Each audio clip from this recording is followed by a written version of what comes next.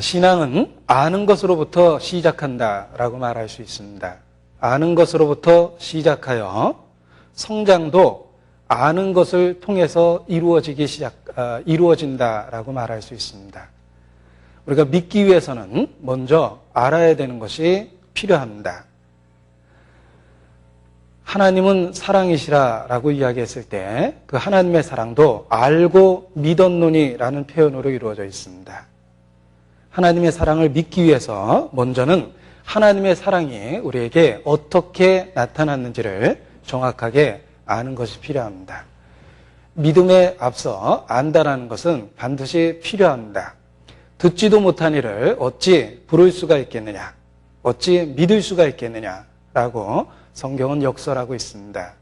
우리가 믿고 부르기 위해서 먼저는 들어야 됩니다. 그 듣는다는 것은 바로 알아가는 그 수단이라고 말할 수 있습니다. 바울과 같은 위대한 사도의 믿음도 바로 자신이 믿고 있는 대상과 그 내용을 알고 있는 데서부터 출발한 겁니다. 바울은 고백합니다. 내가 나의 의뢰한 자를 알고 그가 그날까지 능히 이루실 줄을 내가 확신함이니라.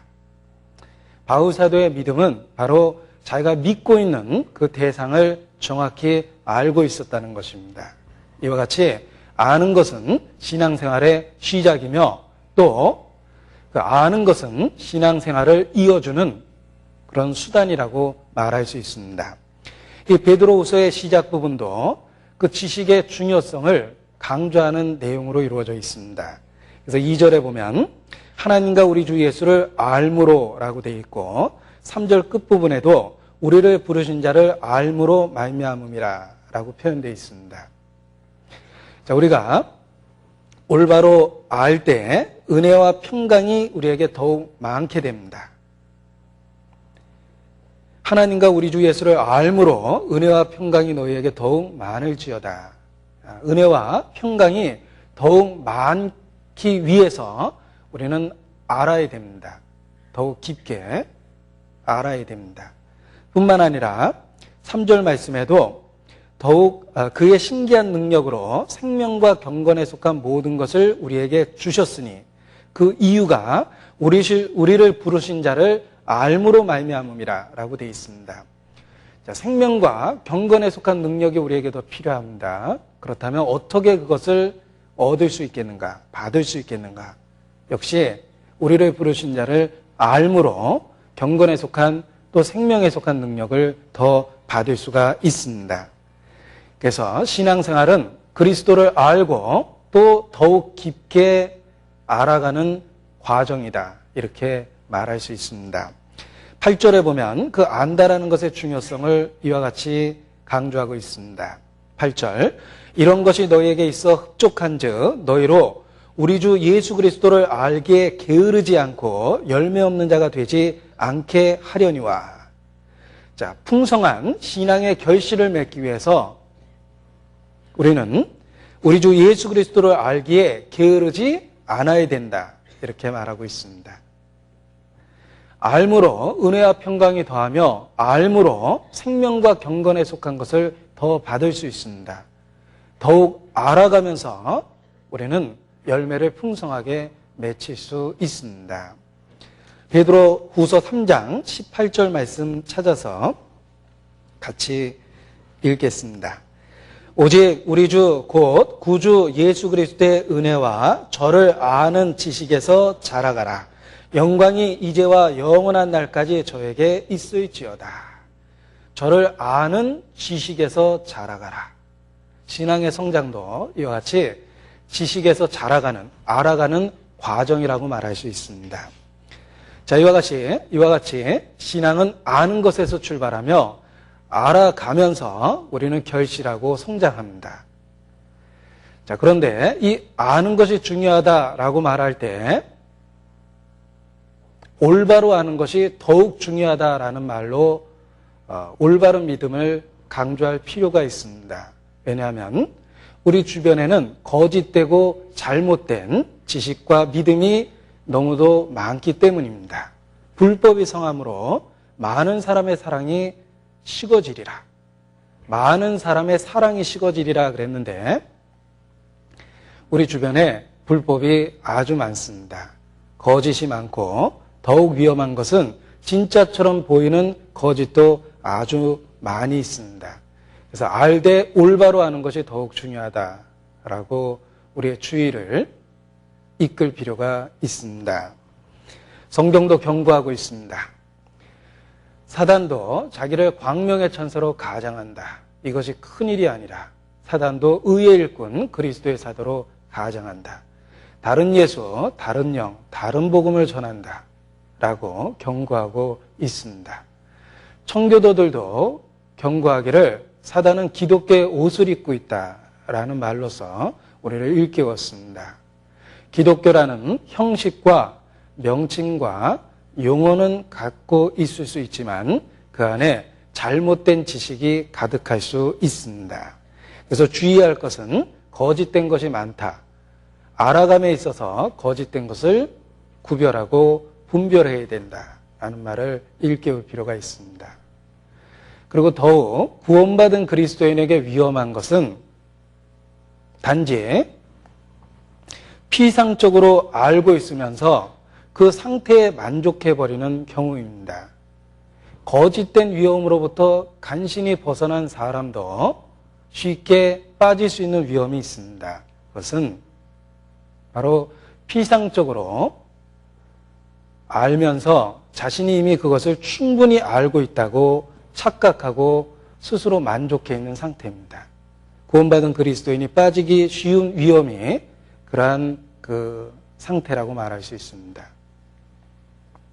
정말 하나님을 알고 예수 그리스도를 알고 있는가?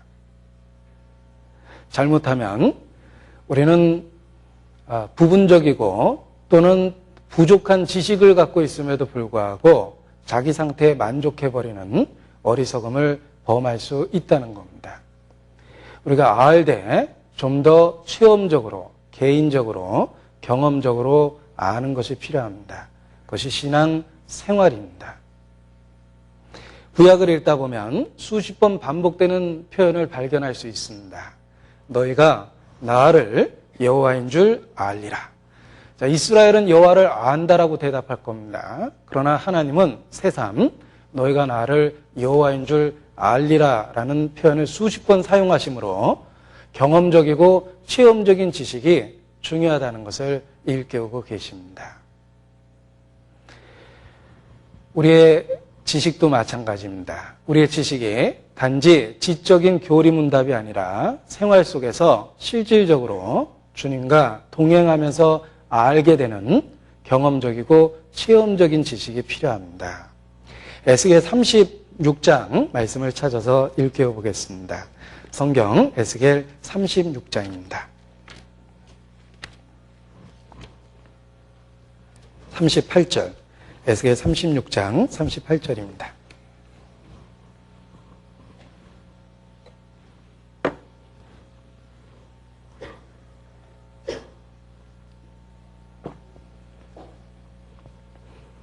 (1209페이지에) 에스겔 36장 38절 같이 읽겠습니다. 제사드릴 양떼 곧 예루살렘 정한 절기의 양떼같이 황폐한 성읍에 사람의 때로 채우리라. 그리한즉 그들이 나를 여호와인 줄 알리라 하셨느니라. 그리한즉 그들이 나를 여호와인 줄 알리라 하셨느니라. 하나님의 약속이 실질적으로 성취될 때 그 약속을 위해서 기도하는 사람만이 여호와를 체험적으로 깨닫게 될 것, 알게 될 것을 표현하신 겁니다. 37절 말씀에 나 주 여호와가 말하노라. 그래도 이스라엘 족속이 이와 같이 자기들에게 이루어 주기를 내게 구하여야 할지라. 하나님의 약속을 발견하고 그 약속을 위해서 기도할 때 우리는 그 약속이 성취되는 걸 보면서 비로소 체험적으로 여호와를 알게 되는 것입니다. 이와 마찬가지로 우리가 아는 것이 중요하다라고 이야기했을 때 그 안다라는 것은 체험적인 지식을 말하는 겁니다. 동정녀 마리아가 수태 고지를 받았을 때, 천사로부터 잉태할 것이라는 고지를 받았을 때 그가 말하기를 내가 사내를 알지 못하니 내게 어떻게 이런 일이 있겠사옵나이까 라고 대답합니다. 그때 사내를 알지 못한다라는 말은 지식적으로 이론적으로 모른다는 뜻이 아닙니다. 그 뜻은 경험이 없다는 뜻입니다. 그래서 성경에는 안다라는 말이 동침하다라는 그 표현과 같이 사용하고 있습니다. 아담이 하와와 동침했다라는 표현이 바로 히브리 말로 야다, 아다라는 뜻입니다. 이 안다라는 것은 깊은 체험을 의미하는 그런 단어로 되어 있습니다.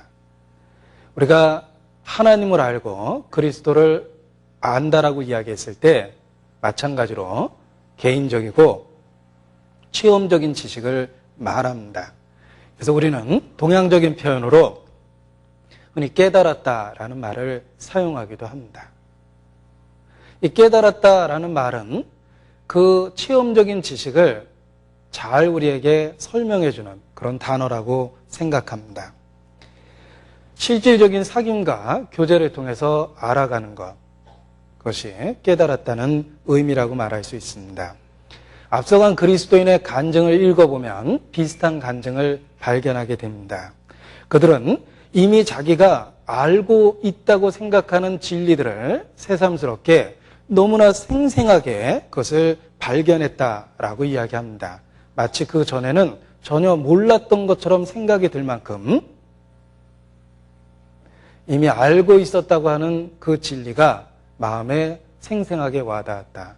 그런 표현은 앞서간 그리스도인들 속에서 많이 발견할 수 있습니다. 20세기 최고의 지성이라고 일컬음을 받는 C.S. 루이스라는 기독교 작가가 있습니다. 그분도 자신의 구원의 사건을 그와 같이 표현하기도 했습니다. 자, C.S. 루이스가 한 이야기입니다. 그의 개인적 간증입니다. 순간의 계시로 용서의 깊이를 깨달았다. 그 진리가 마음속에 어찌나 선명하게 다가오든지 여태까지 내가 그것을 전심으로 믿지 못했음을 새삼 깨달았다. 그는 그렇게 표현했습니다.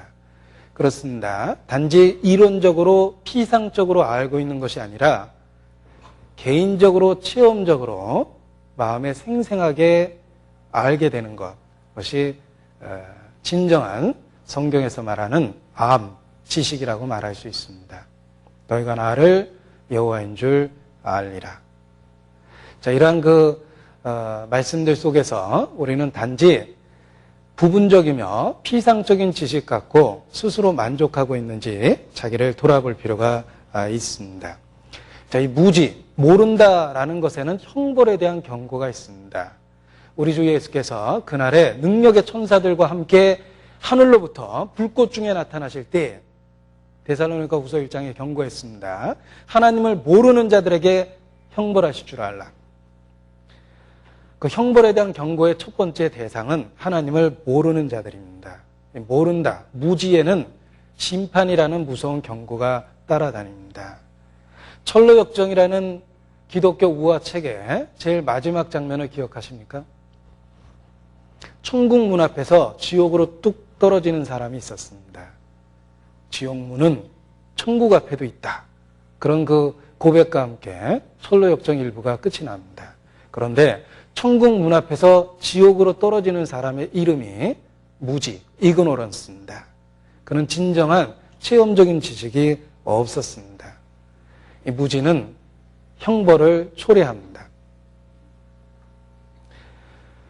하나님과 예수 그리스도에 대한 무지가 결국은 하나님을 대적하고 그리스도를 못 박는 그런 비극적 사건으로 결말이 납니다. 그래서 이 지혜는 이 세대의 관원이 하나도 알지 못하였나니 만일 알았더라면 영광의 주를 십자가에 못 박지 아니하였을 것이다. 라고 고린도전서 2장에 바울도 말하고 있습니다. 예수께서도 자기를 못 박는 유대 종교가들을 향해서 로마 병정 등을 향해서 아버지여 저희의 죄를 사하여 주옵소서. 저희는 저희의 하는 일을 알지 못하나이다 라고 기도하셨습니다. 자, 이와 같이 무지는 하나님의 아들을 십자가에 못 박는 아주 끔찍한 결과까지 만들어냅니다. 그 무지로 인해서 우리는 심판을 자취하는 겁니다. 그런데 이러한 그리스도에 대한 무지는 고의적인 것이며 악의적인 것이라고 말할 수 있습니다. 왜냐하면 분명한 성경의 가르침과 수없이 많은 하나님의 인도하심에도 불구하고 그 무지 상태를 유지하고 있다는 건 고의적인 악심입니다. 고의적으로 믿지 않는 마음입니다. 그러한 상태를 성경은 저희가 불어 잊으려 함이라 라고 표현하고 있습니다. 자, 우리는 마땅히 알아야 될 것을 알아야 됩니다. 그것도 주의하면서 잘못 알거나 혹은 피상적으로 알면서 만족해하지 않도록 주의하면서 우리는 신앙의 대상에 대해서 또 내용에 대해서 올바로 알아야 합니다. 그럼 무엇을 알아야 되는가? 성경은 정확하게 그 답을 제시하고 있습니다. 요한복음 17장 3절입니다. 요한복음 17장 3절.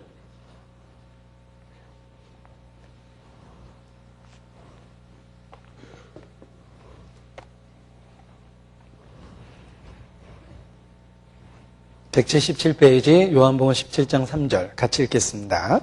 영생은 곧 유일하신 참 하나님과 그의 보내신 자 예수 그리스도를 아는 것이니이다. 자, 참 하나님과 그의 보내신 자 예수 그리스도를 아는 것, 우리가 알아야 될 대상과 내용입니다. 바로 하나님과 예수 그리스도입니다. 자, 그런데 하나님을 안다는 것과 예수 그리스도를 안다는 것은 뗄래야 뗄 수가 없습니다. 왜냐하면 예수 그리스도를 알 때, 그의 보내신 자 예수 그리스도를 알 때 비로소 참 하나님을 알 수 있기 때문입니다. 참 하나님은 예수 그리스도 속에 계시되고 있습니다. 왜냐하면 예수님은 보이지 않는 하나님의 형상입니다. 보이지 않는, 우리의 지각으로, 우리의 이성과 경험으로 전혀 알 수 없는 하나님이 예수 그리스도라는 실체를 통해서 나타나고 있습니다. 따라서 하나님과 예수 그리스도를 안다라는 것은 딱 붙어있는 말입니다. 예수 그리스도를 알아야지만 참 하나님을 알 수 있는 것입니다. 성경에서 우리가 발견한 최고의 진리가 무엇입니까? 이스라엘입니까? 역사를 주름잡는 이스라엘입니까? 태양과 달이 멈춘 기적입니까? 출애굽의 놀라운 홍해바다가 갈라진 사건입니까? 아닙니다. 우리가 성경을 통해서 발견한 최고의 진리와 기적은 바로 예수 그리스도 그 자신입니다. 그 예수 그리스도를 통해서 우리는 구원의 확신을 얻게 되었고, 예수 그리스도를 통해서 하나님을 알게 되었고 하나님과 관계를 갖게 되었습니다. 성경에 있는 최고의 진리는 너무나 분명합니다. 예수, 바로 우리의 구주십니다. 예수 그리스도는 하나님에 대한 지식을 체험적으로 만들어줍니다. 하나님의 사랑이 이론이 아니라 예수 그리스도는 느낄 수 있도록, 만질 수 있도록 만들어줍니다. 지식적으로 아는 것과 사교사 아는 것은 전혀 다릅니다. 예를 들면 대통령 노무현, 그분에 대해서 연구하고 분석해서 그분에 대해서 알 수 있습니다. 그러나 그러한 지식은 구체적으로 그분과의 사귐을 만들어주지 못합니다. 노무현 씨 개인에 대한 지식을 잔뜩 가질 수는 있지만 실질적인 사귐은 없을 수 있습니다. 일방적으로 혼자 배워서 아는 거죠. 그러나 사교사 하는 것은 내가 그분을 알고 그분도 나를 아는 상태입니다. 하나님에 대한 믿음도 마찬가지입니다. 이론으로, 지식으로 우리 머리를 가득 채워봤자 단지 그분에 대해서 연구하고 기억하고 있는 것뿐입니다. 그러나 예수 그리스도는 그분에 대한 그 모든 진리를 우리가 느낄 수 있도록 나의 것으로 만들어줍니다. 체험이 되도록 만들어줍니다. 여호와인 줄 알리라, 깨달아 알 수 있도록 만들어줍니다. 예수 그리스도는 보이지 않는 하나님의 형상입니다. 우리는 비로소 예수 그리스도를 통해서 하나님을 체험하고 느끼고 만질 수 있게 된 겁니다. 선다싱은 인도의 크리스찬으로서 유명합니다. 인도는 아마도 세상에서 가장 많은 종교가 있는 그런 나라일 겁니다. 서방의 기자가 선다싱에게 당신 나라에 있는 많은 종교에도 불구하고 왜 서양의 기독교를 믿는가? 당신이 기독교 안에서 발견한 특별한 것이 무엇인가? 이렇게 물어보았을 때 선다싱은 주저없이 대답했습니다. 그리스도입니다. 기독교 안에만 있는 특별한 것이 무엇인가? 그리스도입니다. 예수 그리스도입니다. 그렇게 대답을 합니다. 아마도 예수님을 구주로 발견한 모든 사람도 동일한 그런 그 대답을 마음에 할 거라고 생각합니다.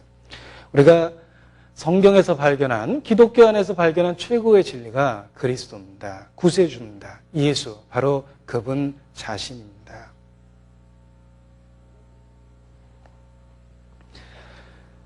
앞서간 많은 그리스도인의 간증 속에서 우리는 동일한 내용을 발견할 수 있습니다.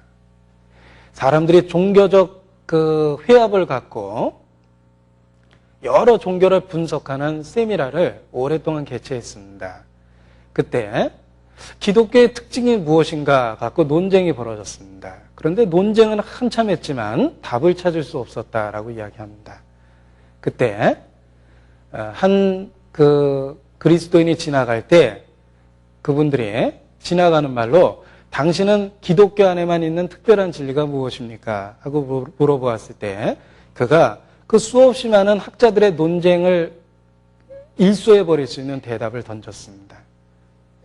기독교 안에만 있는 특별한 진리가 무엇이냐? 라는 질문에 대해서 그거야 간단하죠. 은혜입니다. 이렇게 대답을 했습니다. 그렇습니다. 은혜, 예수 그리스도를 통해서 우리에게 주시는 하나님의 은혜, 그것이 성경에서 발견하는 최고의 진리요 특별한 것입니다. 그 은혜를 발견할 때 우리의 삶이 변화되었던 겁니다. 도스토옙스키의 러시아의 유명한 문호입니다. 그도 파란만장한 삶을 겪었습니다. 젊었을 때 어떤 국가 반역적인 단체에 가입했다가 사형 선고를 받았습니다. 그 당시에 황제가 그 사람들을 혼내주려고 그 일부러 쇼를 하나 꾸몄답니다. 사형 판결을 내리고 실질적으로 처형하는 그 장면을 그대로 연출했습니다. 그들은 다 죽는다고 생각했습니다. 그리고 그들이 죽기 바로 직전에 황제가 사람을 보내서 그들을 사면하고 무기징역으로 감면했습니다. 도스토옙스키는 죽음 바로 앞에까지 이르렀습니다. 그리고 극적으로 무기징역으로 감면되어 유배 생활을 떠납니다. 그 유배 생활을 떠나는 그 길에서 누군가가 전해준 신약 성경을 통해서 그가 구원을 받게 됩니다. 그래서 그의 작품 속에 기독교적인 내용이 많이 들어갈 수밖에 없었습니다. 자, 그런데 그도 비슷한 대답을 했습니다. 성경에는 모든 진리를 변론하고 비방한다 하더라도 나는 여전히 그리스도를 믿겠다. 이렇게 대답을 했습니다. 여러분, 성경에서 혼란한 논쟁거리를 발견할 수도 있습니다. 그러나 우리가 끝까지 붙잡을 수 있는 확실한 진리가 있습니다. 예수 그리스도 자체, 바로 진리입니다. 우리가 성경에서 발견한 최고의 진리가 바로 예수, 그분에 관한 것입니다. 그가 그리스도라는 사실을 우리가 발견하게 되는 겁니다. 바울의 생애도 그리스도를 발견하면서 극적 변화를 겪게 됩니다. 바울은 대적자 사울이었습니다. 그가 다메섹 도상에서 그리스도를 만나게 됩니다. 그 개인적 만남이 대적자 사울을 전도자 바울로 바꿔놨습니다. 그리고 바울은 평생 최고의 진리를 예수, 그렇게 전하다가 생을 마치게 됩니다. 빌립보서 3장입니다. 성경 빌립보서 3장입니다.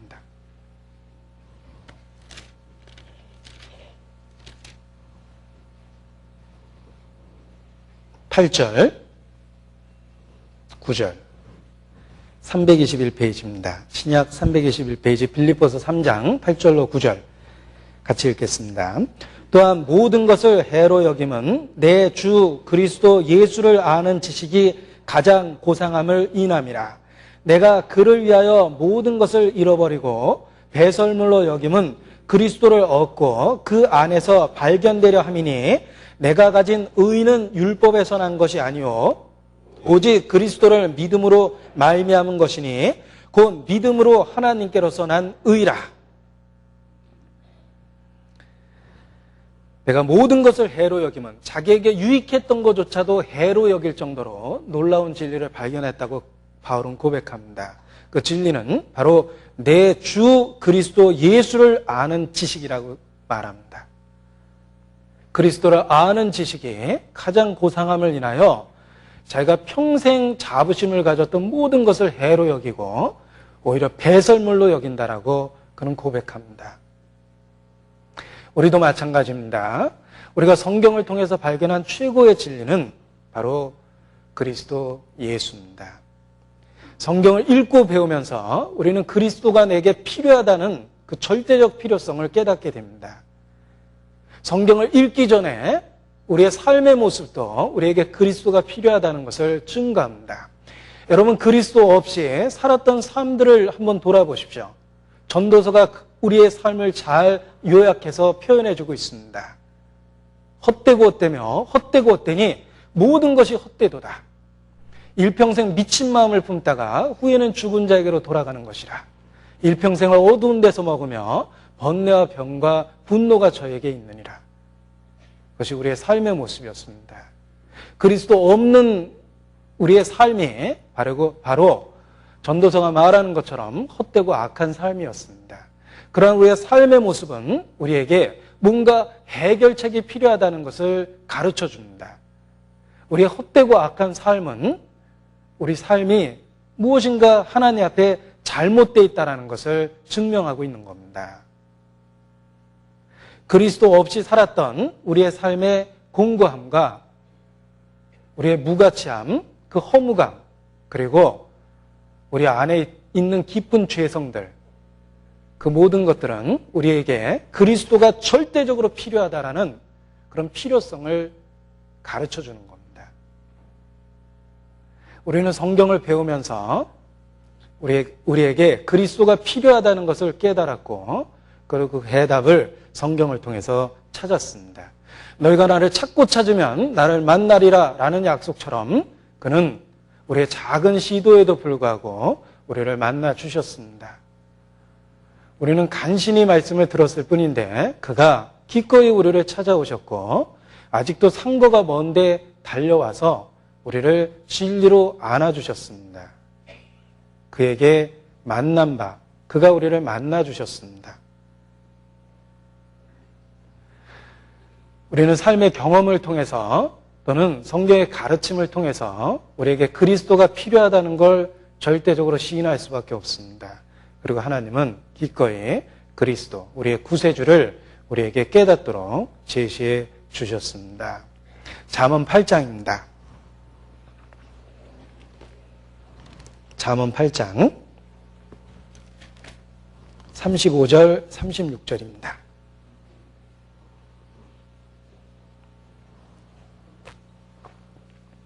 (918페이지입니다) 35절 36절 같이 읽겠습니다. 대저 나를 얻는 자는 생명을 얻고 여호와께 은총을 얻을 것임이니라. 그러나 나를 읽는 자는 자기의 영혼을 해하는 자라. 무릇 나를 미워하는 자는 사망을 사랑하느니라. 나를 얻는 자와 나를 잃는 자. 자, 우리는 바로 여기 지혜라는 표현으로 의인화된 예수 그리스도, 그 지혜의 실체를 얻게 되었습니다. 그 결과 생명을 얻었고 여호와께 은총을 얻게 되었습니다. 우리가 발견한 최고의 진리는 예수, 그리스도 그 자신이십니다. 자, 그 예수님은 한마디로 하나님이 사람이 되어 우리 가운데 오신 분이다 라고 말할 수 있습니다. 말씀이 하나님이시니라 요한복음 1장 1절에 선언되어 있고, 그리고 이어서 14절에 보면 말씀이 육신이 되어 우리 가운데 거하심에 우리가 그 영광을 보니 아버지의 독생자의 영광이라고 되어 있습니다. 말씀이 육신이 되어 우리 가운데 거하신 분, 임마누엘, 하나님이 우리와 함께 거하시게 되었습니다. 바로 예수 그리스도입니다. 여러분, 성경에서 발견한 최고의 기적이 무엇입니까? 성육신입니다. 하나님께서 사람이 되셔서 우리 가운데 함께 거하게 되었다라는 그 사실이 성경에 있는 최고의 기적입니다. 예수께서 이 땅에 오셔서 아무런 기적을 행하지 않았다 하더라도 우리는 그 최고의 기적으로 인해서 무릎을 기꺼이 꿇을 수가 있는 겁니다. 하나님께서 사람이 돼서 우리 가운데 나타나셨습니다. 예수, 바로 그분이십니다. 그분은 완전하신 하나님이시며 바로 우리와 같은 혈과 육의 모습으로 나타나셨습니다. 성경에 있는 최고의 기적은 예수 그리스도 자신이며 바로 성육신 사건이다. 그가 우리와 함께 거하게 된 사건이라는 것을 성경을 배우면서 하나님과 예수 그리스도를 알게 되면서 더욱 마음에 깨닫게 됩니다. 예전에는 삼위일체라는 아주 그 학문적인 딱딱한 말로 그저 기억하고 있었을 뿐입니다. 삼위일체라는 말이 내게 아무런 감동과 변화를 주지 않았습니다. 그러나 그 말의 뜻을 깨닫고 성경을 통해서 그것을 확인해 나갈 때 가장 놀라운 기적이 그가 사람이 되셨다라는 그 진리라는 것을 더욱 알게 됩니다. 그가 육신을 입은 바 되었고 육신으로 나타나신 바 되었습니다. 그는 보이지 않는 하나님의 형상이신데 바로 말씀이 육신이 되어 우리 가운데 거하셨습니다. 우리가 성경에 나타난 예수님의 말씀과 행하심들을 읽고 분석해 보면 그분이 하나님이었다라는 놀라운 사실을 더욱 확증하게 됩니다. 편견을 버리고 또 다르게 해석하려는 악심을 버리고 진솔한 마음으로 신약 성경에 나타난 예수 그리스도를 읽고 또 읽고 그의 말씀하신 것을 분석하고 그의 행하신 일을 나열해 보면 우리는 그분이 하나님이셨다라는 너무나도 많은 증거를 곧 깨닫게 됩니다. 그럼에도 불구하고 어떤 사람들은 악의적인 편견과 선입관을 가지고 그분이 사람이 되셨다라는 진리를 거절합니다. 그리고 분명한 성경의 표현에도 불구하고 그들은 고의적으로 다른 해석을 시도합니다. 스스로 진리를 잃어버리는 그런 어리석은 행동이라고 말할 수 있습니다. 자기의 영혼을 해하는 행위요, 하나님을 미워하는 행위입니다. 하나님이 제시한 진리를 고의적으로 거절하는 겁니다. 그러한 그 잘못된 사람들 중에 대표적인 사람들이 우리 시대의 회교도, 이슬람교도, 그리고 유대교도라고 말할 수 있습니다. 회교도가 읽는 코란에 보면 문자적으로 삼위일체를 정면으로 부인해버립니다. 삼위일체는 틀렸다라는 그런 구절을 고의적으로 써놓았습니다. 따라서 회교도들은 예수께서 하나님이라는 사실을 확인하기도 전에 이미 마음에 그것을 거절하고 있습니다. 따라서 분명한 성경적인 표현을 제시해도 아마 다른 뜻일 거라고 생각하고 다르게 해석을 시도합니다. 그러니까 성경을 읽으면서도 못 깨닫는 겁니다.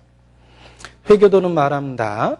신은 누구를 낳지도 않았으며 누구에 의해서 태어나지도 않았다. 이런 그 표현을 통해서 고의적으로 임마누엘이라는 진리를 부인하고 있습니다. 그리고 초대교회 역사 속에서도 헬라의 어떤 그 철학의 영향을 받은 사람들은 영은 선하고 육은 악하다라는 흑백 논리적인 이분법을 갖고 있었습니다. 따라서 하나님이 악한 육체를 갖고 등장한다는 것은 불가능하다라는 편견을 갖고 있었습니다. 그래서 예수님이 하나님이라는 분명한 진리를 들어도 그것을 고의적으로 거절하기도 했습니다. 우리 시대의 유대교도도 마찬가지입니다. 유대인들은 우리 시대에 이르러서야 예수님에 대한 관심을 갖고 예수님에 대한 연구를 시작했습니다. 불과 50여 년 전까지만 해도 예수님에 대한 책은 유대인들에 의해서 쓰여진 책은 서너 권밖에 되지 않았다라고 얘기합니다. 그러나 지금은 6.1 전쟁 이후 예수 그리스도에 대한 관심이 새삼스럽게 커졌고 그들은 많은 연구서적, 수백 권의 연구서적을 냈다라고 이야기합니다. 그러나 하나같이 그는 하나님은 아니셨고 단지 위대한 선지자였다 라고 이렇게 논증할 뿐입니다. 자, 이와 같이 예수께서 하나님이 사람이 되신 분이라는 것을 고의적으로 거절하는 그런 그 잘못된 가르침을 버리고 성경을 기도하는 마음 가운데 읽기 시작하면 우리는 그분이 하나님이라는 진리를 너무나 분명하게 발견해낼 수 있습니다. 그는 육신으로 우리 가운데 나타나신 하나님 자신입니다. 그래서 그리스도께서 육체로 오신 것을 시인하는 영마다 하나님께 속한 영이다. 그리고 그것을 시인하지 아니하는 영은 곧 적그리스도의 영이다라고 신약은 분명하게 이야기하고 있습니다. 자, 예수 그리스도에 대한 우리의 신앙의 고백 중에 하나입니다. 그는 하나님의 아들이십니다. 하나님의 아들이라는 말은 바로 하나님이 사람이 되셔서 우리 가운데 거하게 됐다라는 뜻입니다. 지금은 하나님의 아들이라는 표현이 일반화되어 있어서 혹 오해를 초래할 때가 있습니다. 그러나 성경이 기록된 그 당시, 유대 당시로 돌아가 보면 하나님의 아들이라는 말은 하나님이 사람이 됐다는 뜻으로 받아들이는 표현입니다.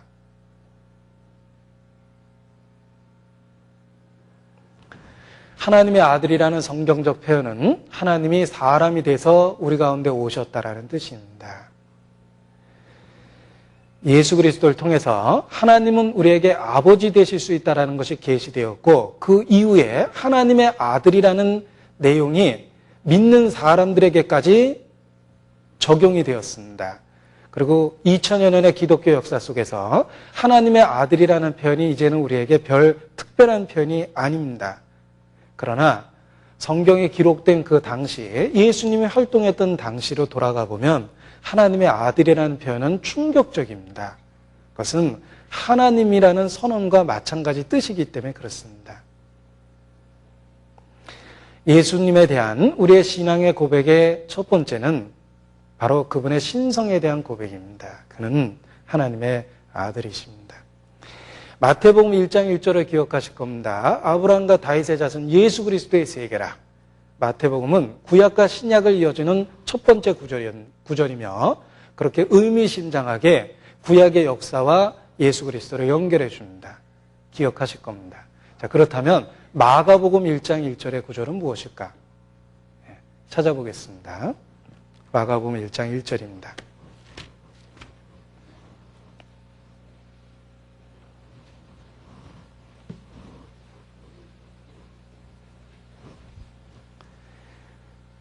같이 읽겠습니다. 하나님의 아들 예수 그리스도 복음의 시작이라. 자, 이게 중요한 진리가 선포되고 있습니다. 우리의 믿음의 내용이 선포되고 있습니다. 예수라는 말 옆에 좌우에 무슨 표현이 있는지 살펴보십시오. 예수라는 말 좌와 우에 하나님의 아들 그리스도 그 두 개의 단어가 배치되어 있습니다. 그렇습니다. 우리가 예수님을 믿는다라고 말했을 때 그 믿음의 내용이 그와 같이 두 가지입니다. 그는 하나님의 아들이시며 그는 세상에 오신 그리스도입니다. 우리가 예수님을 믿는다고 얘기할 때 그 중요한 두 가지 내용이 바로 그것입니다. 그는 하나님의 아들이시며 우리들의 그리스도입니다. 그래서 베드로의 신앙 고백도 동일한 내용으로 이루어져 있습니다. 너희는 나를 누구라 하느냐라는 질문에 대하여 시몬 베드로가 대답했습니다. 시몬 베드로가 대답하여 가로되 주는 그리스도시요 살아계시는 하나님의 아들이시니이다. 바로 그 두 가지 신앙 고백의 내용이 들어가 있습니다. 그리스도 그리고 하나님의 아들. 우리가 예수님을 믿는다고 할 때 그 믿음의 내용이 바로 그 두 가지 핵심적인 진리를 갖고 있습니다. 마르다의 신앙 고백도 유명합니다. 마르다의 신앙 고백은 요한복음 11장에 나옵니다. 자, 일일이 찾아보겠습니다. 요한복음 11장에 있죠? 일일이. 예, 눈치채실지 모르겠지만 일일이 찾아보겠습니다. 요한복음 11장 27절입니다.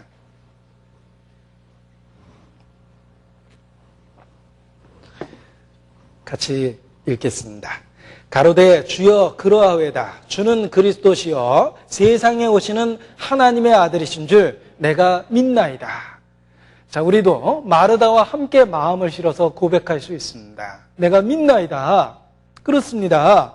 주는 그리스도시요 세상에 오시는 하나님의 아들이신 줄 내가 믿나이다. 자, 이러한 신앙 고백이 바로 우리의 믿음의 정확한 지식이라고 말할 수 있습니다. 예수님은 하나님의 아들, 바로 하나님이 사람이 되신 분이었습니다. 그래서 하나님은 하나님만이 경배받으실 수 있는데 예수 그리스도는 경배를 받으셨습니다. 하나님은 시작과 끝이요 처음과 나중이요 알파 오메가입니다. 그건 하나님에 대한 표현입니다. 근데 요한계시록을 읽어보면 예수님도 그렇게 선언하셨습니다. 나는 시작과 끝이요 처음과 나중이요 알파요 오메가니라. 그가 바로 창조주십니다. 예수 그리스도가 우리에게 없었을 때는 그는 단지 창조주였는데 이제 예수께서 우리에게 오심으로 말미암아 창조주가 구세주가 되었습니다. 그는 나의 창조주며 나의 구세주입니다. 그는 나의 시작과 끝이며 처음과 나중이며 알파 오메가입니다. 예수께서는 너무나 분명하게 유대인에게 그것을 여러 차례 선언하셨습니다. 내가 누구냐라는 질문에 대해서 나는 처음부터 너에게 말하여 온 자니라. 너희 조상 아브라함도 나의 때를 볼 것을 바라다가 마침내 보고 기뻐하였느니라. 내가 진실로 너희에게 이르노니 아브라함이 나기도 전부터 내가 있느니라. 나와 아버지는 하나이니라. 그는 바로 하나님 자신이셨습니다. 그래서 심판자, 입법자와 심판자는 한 분뿐이시니 하나님 한 분이신데 예수님은 심판에 대한 권세를 갖고 있었습니다. 그래서 선언하시기를 소자야 내 죄사함을 받았느니라 라고 죄사함에 대한 선포를 하실 수가 있었습니다. 선지자들은 하나님의 말씀을 대언하여 하나님께서 가라사대라는 표현으로 하나님 말씀을 전했습니다. 그러나 예수께서는 나는 너희에게 이르노니 라는 직접적인 권위를 갖고 하나님의 말씀을 선포하셨습니다. 그가 말씀하시면 바람과 풍랑이 잔잔케 되었고 그가 말씀하시면 장님의 눈이 열렸고 죽은 자가 살아났습니다. 그는 하나님 자신이셨습니다. 뿐만 아니라 구약 성경에 수없이 많은 예증들이, 증거들이, 예언적 증거들이 예수께서 하나님이심을 증거하고 있습니다. 우리는 그 많은 증거들을 통해서 우리도 그가 살아계신 하나님의 아들이라는 것을 고백할 수 있습니다. 그는 나의 주시며 나의 하나님이십니다. 그분의 가르침, 그분의 인격, 그분의 사역, 성경을 통해서 연구하고 분석해보면 우리는 그분이 하나님일 수밖에 없다라는 그런 분명한 증거들을 더욱 갖게 됩니다. 혹자는 예수님을 4대 성인의 하나로 이야기합니다. 그것은 예수님에 대한 철저한 모욕입니다. 예수님을 피조물의 그 수준으로 끌어내린 모욕이라고 말할 수 있습니다. 그는 우리 중에 뛰어난 선생이 아닙니다. 그는 하나님 자신이십니다. 그분은 우리에게 진리를 가르쳐 주려고 온 것이 아니라 자기 자신이 진리라고 선언했습니다. 내가 곧 길이요 진리요 생명이라.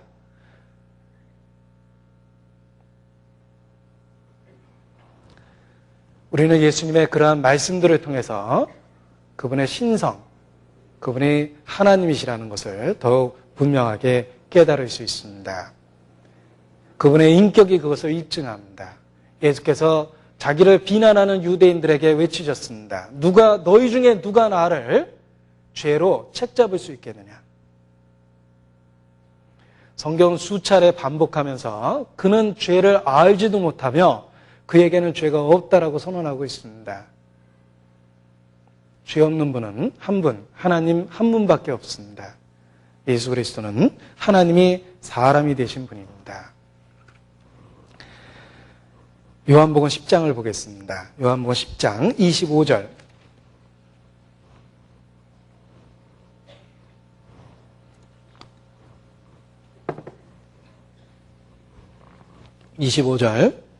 같이 읽겠습니다.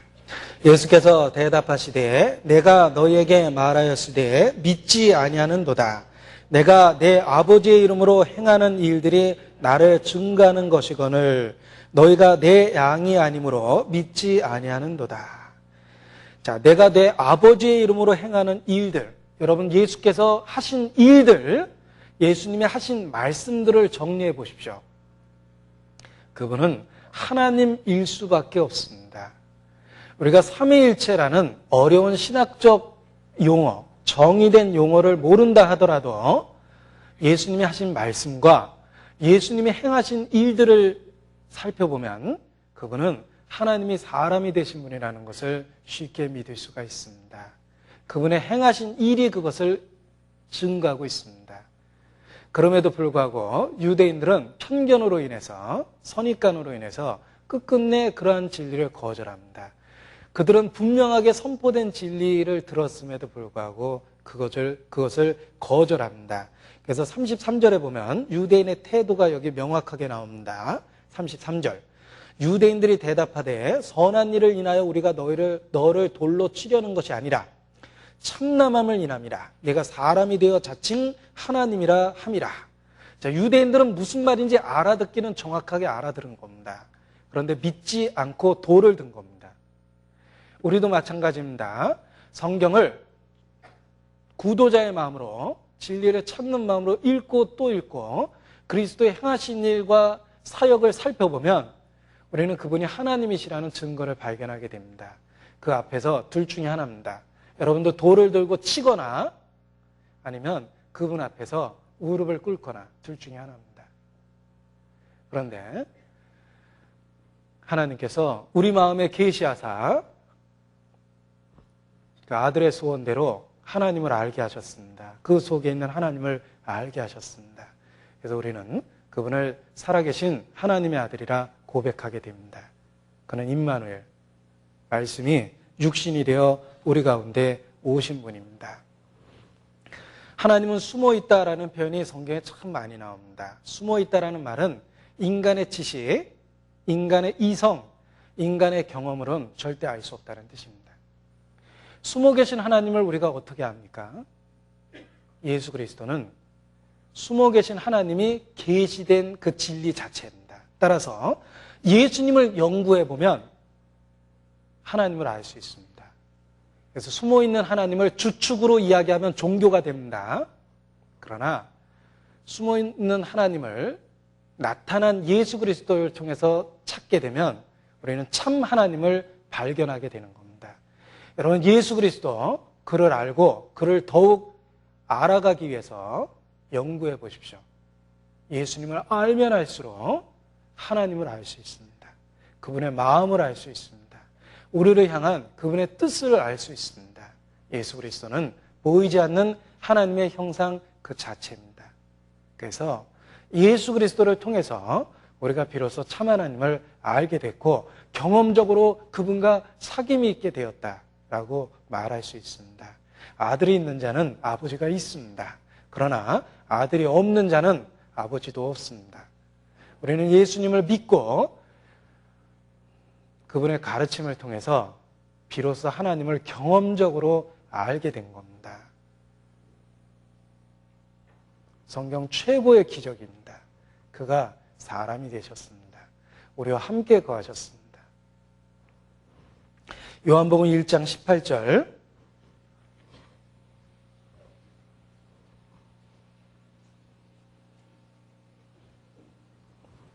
요한복음 1장 18절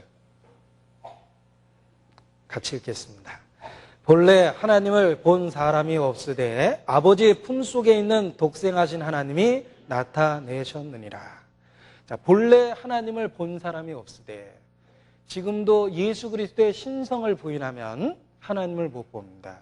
회교도가 못 보고 있고 유대교인이 못 보고 있고 수없이 많은 이단들이 못 보고 있습니다. 그러나 아들을 알면 하나님을 봅니다. 비로소 하나님이 누군지 알게 됩니다. 그리고 하나님과 친밀한 사귐이 생깁니다. 본래 하나님을 본 사람이 없으되 아버지 품속에 있는 독생하신 하나님이, 그 독생자라는 말을 우리에게 명확하게 알아들을 수 있는 용어로 다시 쓰신 겁니다. 독생자는 독생하신 하나님입니다. 그 독생하신 하나님이 나타내셨느니라. 예수 그리스도는 하나님이 계시된 분입니다. 예수 그리스도를 알면 하나님을 알게 되는 거예요. 그분이 우리를 사랑한다라는 말은 너무 막막합니다. 그런데 예수 그리스도의 처절한 십자가를 보면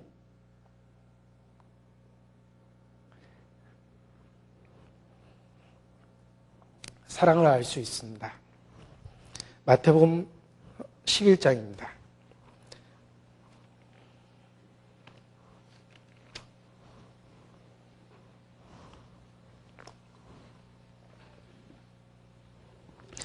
마태복음 11장 27절입니다. 같이 읽죠. 내 아버지께서 모든 것을 내게 주셨으니 아버지 외에는 아들을 아는 자가 없고 아들과 또 아들의 소원대로 계시를 받는 자 외에는 아버지를 아는 자가 없느니라. 자, 보십시오. 아들과 또 아들의 소원대로 계시를 받는 자 외에는 아버지를 아는 자가 없느니라. 아들의 소원대로 계시를 받는 자. 예수 그리스도를 알 때 비로소 아버지를 알 수 있는 겁니다. 독생하신 하나님이 보이지 않는 하나님을 우리에게 나타내신 겁니다. 그래서 그는 보이지 않는 하나님의 형상이다 라고 선포되어 있습니다. 고린도 후서 4장 6절입니다.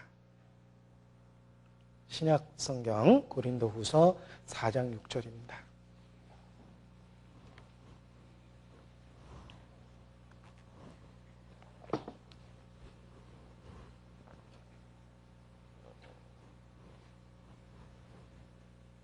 고린도후서 4장 6절 같이 읽겠습니다. 어두운 데서 빛이 비치리라 하시던 그 하나님께서 예수 그리스도의 얼굴에 있는 하나님의 영광을 아는 빛을 우리 마음에 비추셨느니라. 창세기가 생각이 납니다. 온 세상이 흑암 가운데 있을 때, 흑암이 깊음 위에 있을 때 하나님께서 빛이 있으라 하셨고 빛을 만드셨습니다. 그와 마찬가지로 영적 무지 상태에 있는 우리에게 하나님이 빛을 비추셨습니다. 하나님의 영광을 아는 빛을 우리에게 비추셨습니다. 그런데 그 하나님의 영광을 아는 빛이 어디 있느냐? 예수 그리스도의 얼굴에 있는 하나님의 영광을 아는 빛입니다. 예수 그리스도 속에 하나님의 영광을 아는 빛이 있습니다. 예수님을 믿고 알고 그와 동행할 때 우리는 비로소 하나님의 영광을 알게 됩니다. 그분이 우리를 향한 계획과 사랑을 우리가 체험적으로 깨닫게 됩니다. 하나님의 영광을 아는 빛은 예수 그리스도 얼굴빛 가운데 있습니다. 독생하신 하나님이 지금도 보이지 않는 하나님을 우리에게 나타내시고 있습니다. 우리는 예수 그리스도를 통해서 비로소 하나님을, 참 하나님을 비로소 깨달을 수 있었던 겁니다. 우리가 예수 그리스도를 통해서 발견한 최고의 그 진리가 바로 은혜라고 말할 수 있습니다. 그 안에는 은혜와 진리가 충만했다고 되어 있습니다. 예수 그리스도는 바로 하나님의 은혜를 우리에게 계시했습니다. 하나님께서 사람 사랑하심을 나타내실 때 사람 사랑하심을 십자가, 예수를 통해서 나타내셨습니다. 우리는 예수님을 통해서 하나님이 우리에게 주시려 하는 은혜를 발견하게 된 겁니다. 사랑을 발견하게 된 겁니다. 그래서 그 사랑이 체험적이며 개인적이 된 겁니다. 예수 그리스도께서 그 사랑을 알려주신 겁니다. 로마서 8장입니다. 로마서 8장 39절입니다. 38절부터 읽어보죠. 38절, 39절, 로마서 8장 251페이지입니다.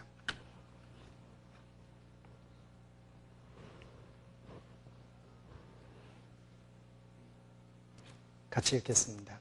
내가 확신하노니 사망이나 생명이나 천사들이나 권세자들이나 현재일이나 장래일이나 능력이나 높음이나 깊음이나 다른 아무 피조물이라도 우리를 우리 주 그리스도 예수 안에 있는 하나님의 사랑에서 끊을 수 없으리라. 내가 확신하노니 하나님의 사랑에서 끊을 수 없다. 나를 끊을 수 없다. 그런 확신이 어디서 생겼냐면 우리 주 그리스도 예수 안에 있는 하나님의 사랑을 발견했기 때문입니다. 하나님의 사랑은 예수 그리스도 안에 있습니다. 그 안에는 지혜와 지식의 모든 보화가 감춰져 있다라는 말씀처럼 놀랍고 풍성한 하나님의 은혜와 사랑이 그 속에 감춰져 있었습니다. 예수님을 알게 되었을 때, 예수님을 믿게 되었을 때 하나님의 사랑을 깨닫게 된 겁니다. 계시된 겁니다. 우리 마음에 그걸 계시하신 겁니다. 아들의 소원대로 우리에게 계시하셨습니다. 그래서 예수님의 생애를 쫓아다니며 그 생애를 분석해 보면 우리는 그 속에서 하나님의 마음을 알 수 있고 하나님의 사랑을 깨달을 수 있으며 우리를 향해서 갖고 있는 그의 놀라운 계획들을 발견할 수 있습니다.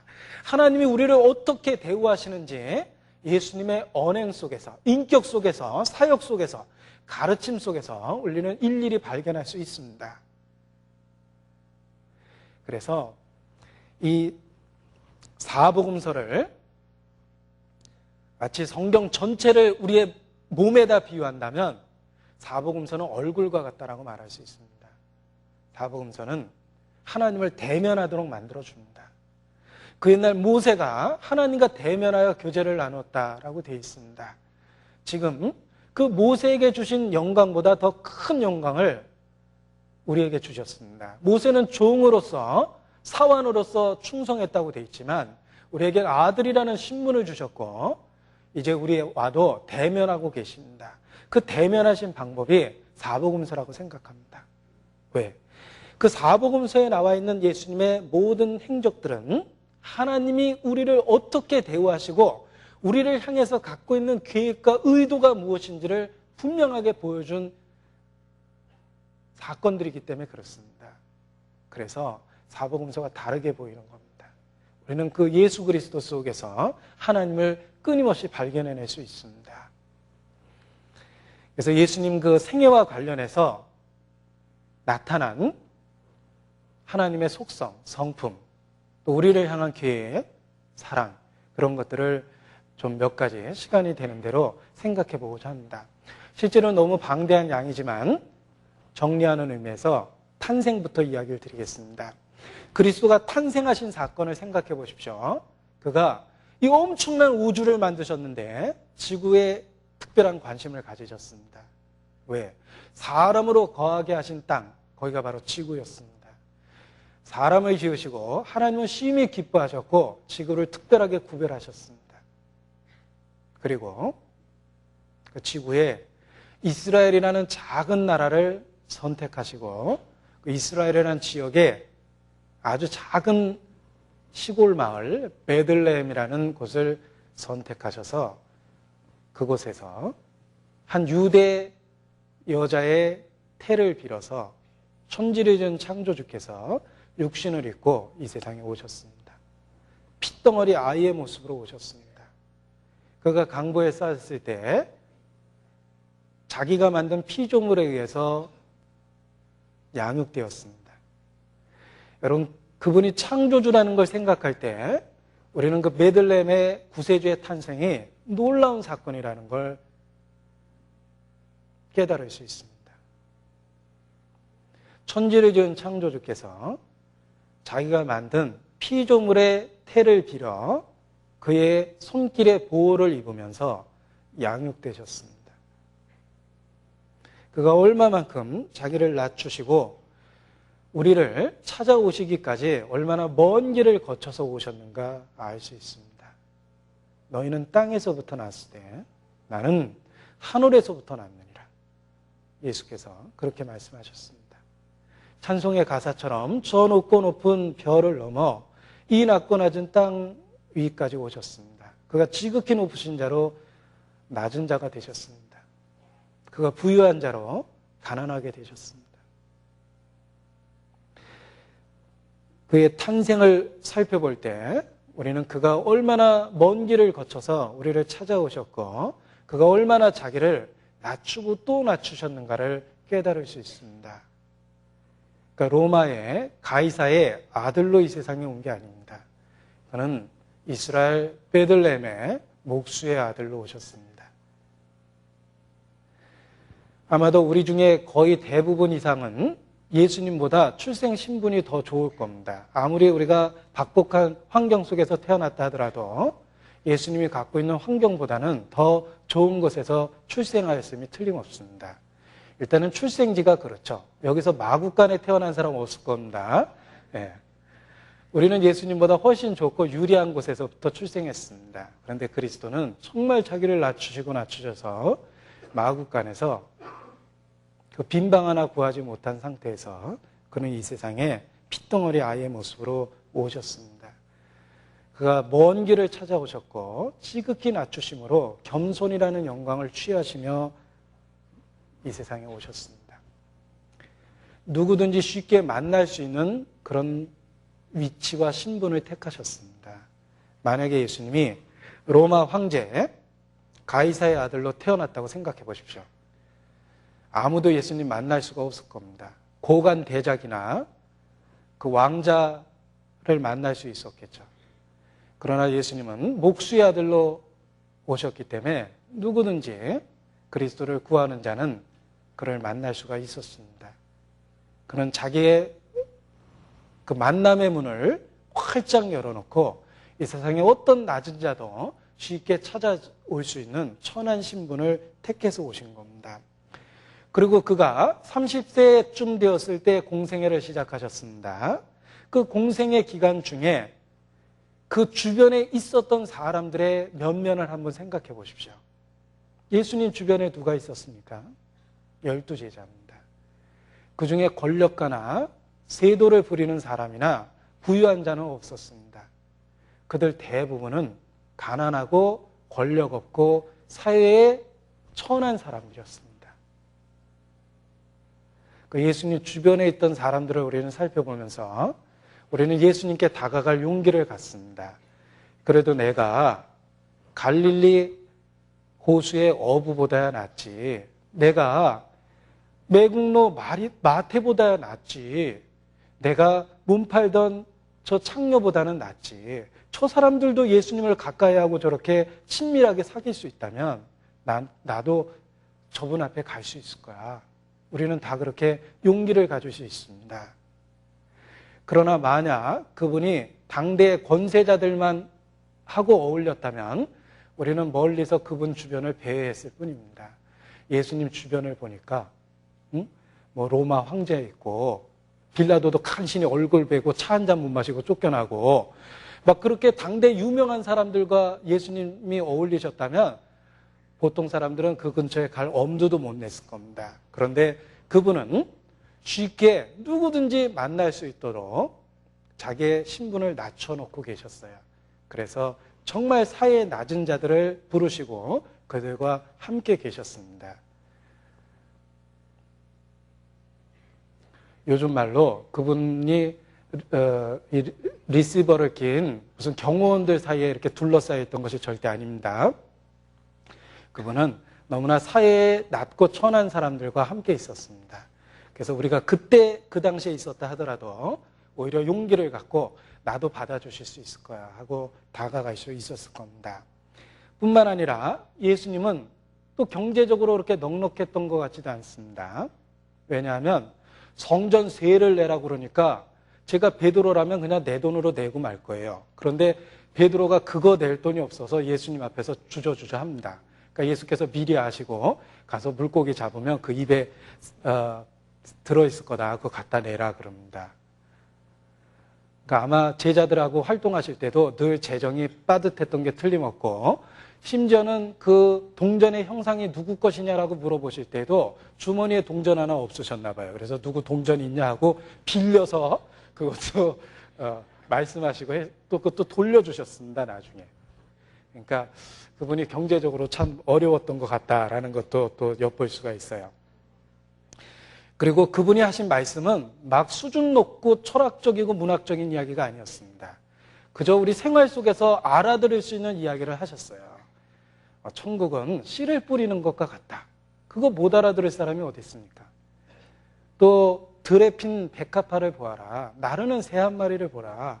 그는 아주 쉬운 소재를 갖고 심오한 천국의 이야기를 하셨습니다. 우리가 혹 못 배웠다 하더라도 예수님 옆에 앉아 있으면 다 알아들을 수 있는 말만 하셨습니다. 그는 우리의 수준을 아시고 알아들을 수 있는 말로 우리와 같은 삶의 모습을 갖고 그것도 아주 낮은 자세에서 계속해서 활동하셨습니다. 우리가 쉽게 그분 앞에 다가가실 수 있도록 만들어준 겁니다. 그는 우리의 체질을 아십니다. 우리의 연약함을 아십니다. 그가 우리가 진토임을 기억하시고 그리고 누구든지 쉽게 접근할 수 있는 환경을 만들어주신 겁니다. 그분이 얼마나 자기를 낮추셨는가 우리는 알 수 있습니다. 그래서 예수님 주변에는 항상 죄인들, 가난한 사람들, 사회적으로 낙오된 사람들, 무능한 사람들이 함께 있을 수 있었습니다. 따라서 누구든지 쉽게 지금도 예수님 앞에 다가갈 수 있습니다. 예수 그리스도는 지금도 그런 모습으로 우리를 부르고 있기 때문입니다. 우리 가운데 자기 자신을 낮고 천하다, 또 무능하다, 또 자기 죄를 깨닫고 슬퍼하고 있다면 쉽게 예수님 곁에 다가갈 수 있을 겁니다. 그때도 그러했던 것처럼 지금도 성경 진리는 그러한 사람들 마음속에 더욱 마음에 와닿게 돼 있습니다. 권력자와 부한자의 마음속에는 진리가 겉돕니다. 참 좋은 얘기다. 그러나 더 이상의 아무것도 없습니다. 그러나 가난한 자, 무능한 자, 병든 자, 그리고 자기 죄로 고통받는 사람들에게는 예수님의 가르침은 눈물 나도록 감동스러웠고 그리고 삶의 변화를 만들어 주었을 것임에 틀림없습니다. 가난한 자, 무능한 자가 예수님의 말씀을 들으면 자신의 필요를 채워주는 말씀이었습니다. 그리고 그들은 결코 교만하게 예수님 앞에 내세울 것이 없었습니다. 가장 겸손한 마음으로 나아갈 수 있었습니다. 그리고 예수님이 따르라, 나를 따르라 했을 때 그들은 쉽게 따를 만큼 가진 것이 없었어요. 그것이 오히려 복이 되었습니다. 지금도 그러합니다. 지금도 낮은 자 가운데 함께 하시며 우리가 생각하기에 무가치하고 천해 보이는 사람과 함께 하십니다. 우리가 그 예수님을 좀 더 가까이 할 수 있는 비결이 있습니다. 낮은 자 가운데 처할 때 지금도 그분을 가까이 할 수 있습니다. 그러나 우리의 마음을 너무 높게 잡으면 계속 예수님 곁을 겉돌게 될 겁니다. 앞서간 그리스도인들은 그런 비결을 알았습니다. 그래서 그들은 기꺼이 높은 자리에서 데려왔고 교만한 자리에서 데려와서 낮은 곳에 섰습니다. 그리고 오히려 그것을 자취했던 사람도 많습니다. 우리 가운데도 그 비슷한 모습을 볼 수 있다고 생각합니다. 우리가 사회생활 할 때는 절대로 흔히 말해서 빗자루 잡고 걸레 잡을 군번이 아닙니다. 그런데 교회에 오면 기꺼이 빗자루 잡고 싶은 마음이 생깁니다. 사회생활 할 때는 회사에서 이사를 해도 손 하나 까딱 안 했습니다. 요즘에 일하면 그 다음날 일 못한다고 그래서 회사에서도 이사 가면은요, 다 돈 주고 사람 사서 시킵니다. 그런데 우리가 교회 안에서는 기꺼이 오면 무거운 거 들고 일합니다. 그 스스로 낮아지려는 마음을 주님께서 지금도 우리에게 주시기 때문이라고 생각합니다. 그리고 낮아지면 그만큼 주님은 우리 가까이 오십니다. 친밀함을 보여주시고 말할 수 없는 교훈과 감동을 우리 마음에 베풀어 주십니다. 야고보서 1장입니다. 야고보서 1장.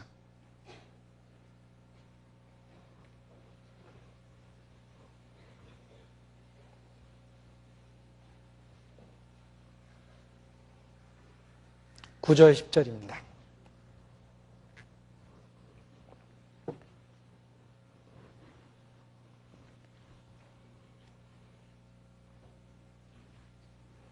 같이 읽죠. 낮은 형제는 자기의 높음을 자랑하고 부한 형제는 자기의 낮아짐을 자랑할지니 이는 풀의 꽃과 같이 지나감이라.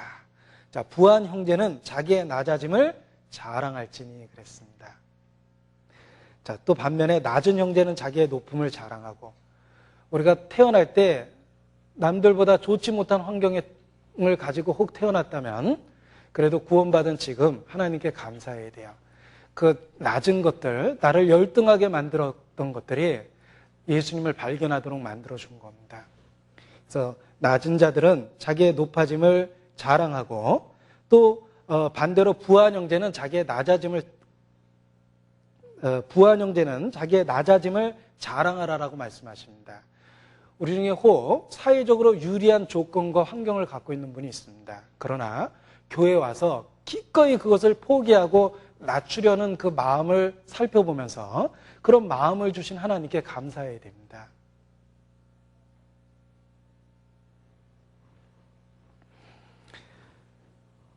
제가 마음에 결심했던 게 있었습니다. 사회생활할 때는 자존심이 아주 제 나름대로는 강했습니다. 그래서 윗사람이 그 자존심을 밟으면 견딜 수 없어 했어요. 그런데 마음에 결심하기를 내가 교회에서는 자존심을 절대로 세우지 않겠다. 교회에 와서는 내가 사회생활했던 것 같은 그런 성격은 보이지 않겠다. 뭐 이런 식의 그 생각을 했던 적이 있습니다. 그런데 그 생각을 얼마나 실천했느냐라고 이야기했을 때는 하나님 앞에 부끄럽지만 적어도 그런 생각을 했고 그런 생각을 실천하려고 노력했던 것만은 진심이다라고 말할 수 있습니다. 그런데 그렇게 만들어준 것이 주님이고 그런 마음을 주신 주님이 내 안에 있다라는 확신이 더욱 그럴 때마다 듭니다. 우리 수양회 때 여러 가지 봉사하게 됩니다. 사회에 있으면 절대 그런 일 안 합니다. 성격적으로. 그런데 기꺼이 그런 일 할 수 있는 자원하는 마음을 주십니다. 그러니까 그곳에 함께 참여해서 한 번도 해보지 않았던 일을 할 수 있도록 만들어주는 겁니다. 우리 마음을 낮아지게 하시는 그런 것을 발견하고 그 발견할 때마다 우리가 그걸 자랑하고 하나님께 감사할 필요가 있습니다. 자, 예수님의 삶을 우리는 살펴보면서 또한 하나님의 속성을 알 수 있는데 하나님이 무엇을 원하시고 무엇을 싫어하시는가를 예수님의 행적을 통해서 명확하게 알 수 있습니다. 예수님이 누구를 가까이 했고 누구를 멀리 했습니까? 그것이 바로 하나님이 가까이 하는 자가 누구며 멀리 하는 자가 누구인지를 우리에게 가르쳐 주는 겁니다. 예수님은 말씀하셨습니다. 내가 의인을 부르러 온 것이 아니라 죄인을 부르러 왔다. 예수님은 의인을 멀리했고 죄인을 가까이 했습니다. 소위 착하다고 하는 사람들을 멀리했고 진실된 자, 하나님 앞에 솔직한 자를 가까이 하셨습니다. 그는 죄인을 부르셨습니다. 예수께서 누구를 가까이 하고 누구를 멀리 하셨는가를 살펴보면서 우리는 하나님이 누구를 가까이 하고 누구를 멀리 하는가를 깨닫게 됩니다. 하나님은 표면적인 순종만으로 자기를 의롭다고 자부하는 사람을 역겨워하십니다. 자기 의에 도취되어 있는 사람을 싫어하십니다. 부분적인 순종을 가지고 다른 사람과 비교해서 아주 미묘한 자부심을 갖고 있는 사람을 저주하십니다.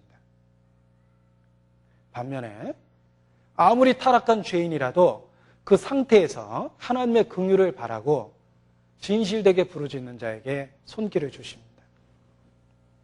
의를 자랑하는 바리새인의 기도에 응답지 않으셨습니다. 그러나 주여 나를 불쌍히 여기소서 나는 죄인으로서이다 라는 아주 간단한 기도지만 진실된 기도를 드리는 세리에게 응답하셨습니다.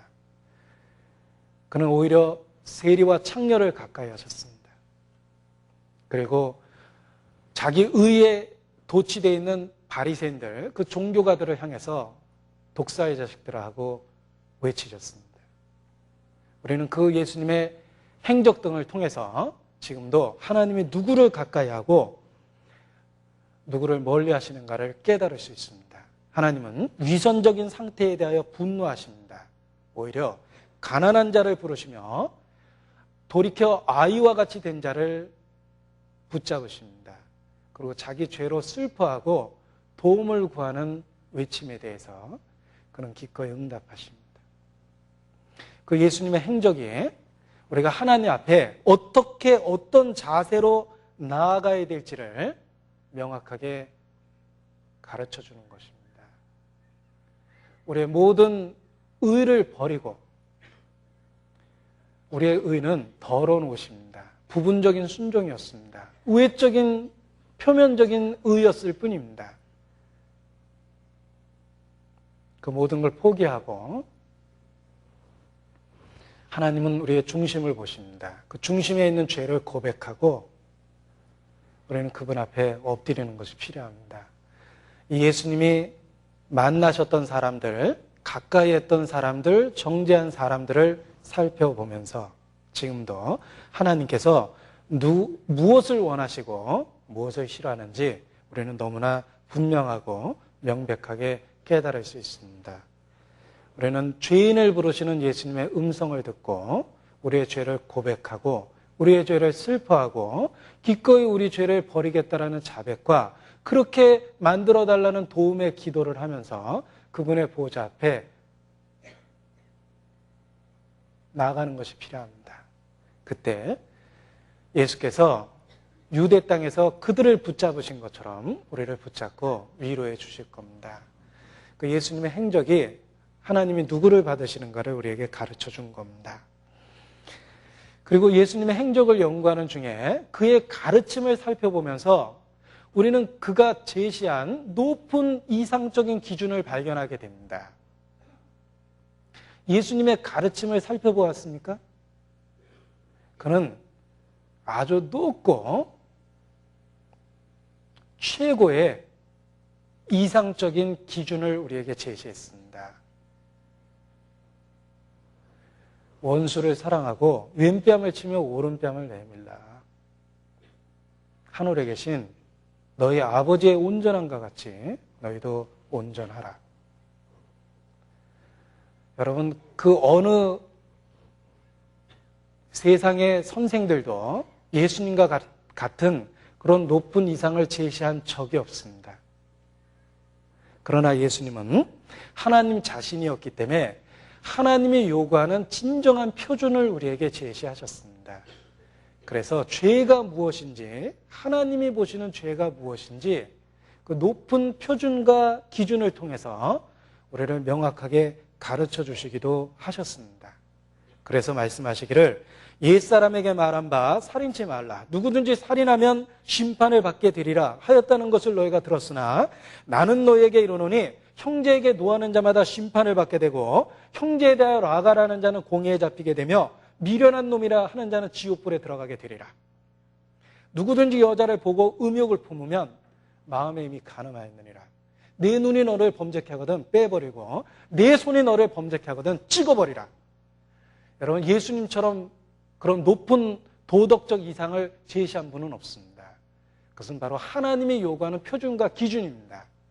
우리는 그의 가르침을 통해서 하나님이 지극히 높으신 거룩하신 분이라는 걸 깨닫고 그 앞에 현재 우리의 상태가 얼마나 비참한지 그 갭을 깨닫는 겁니다.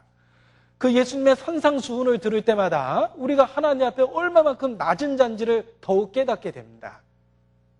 그가 제시한 표준과 기준은 우리가 노력해서 될 문제가 아닙니다. 너의 의가 서기관과 바리새인보다 더 낫지 못하면 결단코 천국에 들어가지 못하리라. 그가 제시했던 기준은 우리의 노력으로 되는 게 아닙니다. 우리는 그 도달할 수 없는 높은 표준 앞에서 우리의 현재의 상태를 깨닫고 우리가 하나님으로부터 얼마나 많이 타락됐는지 우리가 살아온 비틀어진 길을 깨닫게 되는 겁니다. 예전에는 내가 그렇게 죄인인지 정말 몰랐습니다. 그런데 하나님이 제시한 표준을 정확하게 알게 되니까 표준으로부터 내가 너무나 잘못되어 있다는 걸 알게 됐어요. 예수님은 하나님 자신이었고 하나님이 요구하는 표준과 기준을 제시함으로 말미암아 우리가 얼마나 처절하게 타락됐는가를 깨닫도록 도와주셨습니다.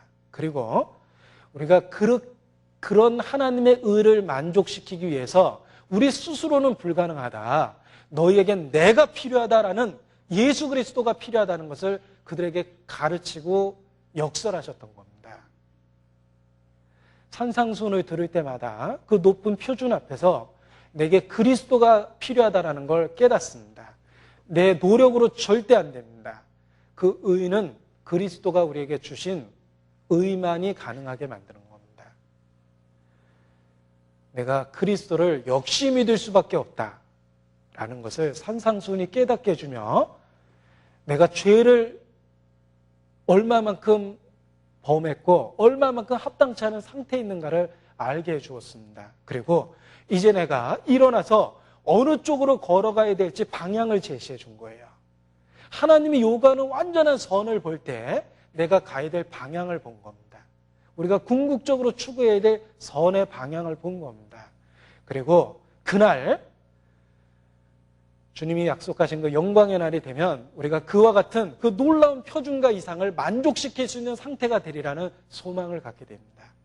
이제 적어도 그 방향으로 향했고 내가 얼마나 부족한지를 깨닫고 그리스도를 믿고 내가 그 방향으로 나아가야 된다는 것을 더욱 알게 됩니다. 그리고 소망이 생겼죠.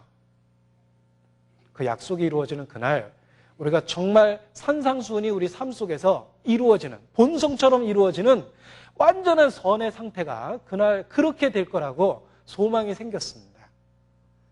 지금은 죄와 싸우느라고 정신없습니다. 때로는 자신에 대한 혐오감으로 어쩔 줄 모를 때가 있습니다. 그러나 방향을 찾았어요. 내가 걸어가고 달려가야 될 방향을 찾은 겁니다. 그날 소망이 이루어지는 그날 내가 어떻게 변화될지 알게 되었습니다. 그때는 우리의 본성이 선하고 우리는 자연스럽게 그분을 마음 깊이 사랑하게 될 것이며 악은 우리 마음에 그림자로도 비치지 않을 겁니다. 산상수훈이 이루어지는 상태가 됩니다.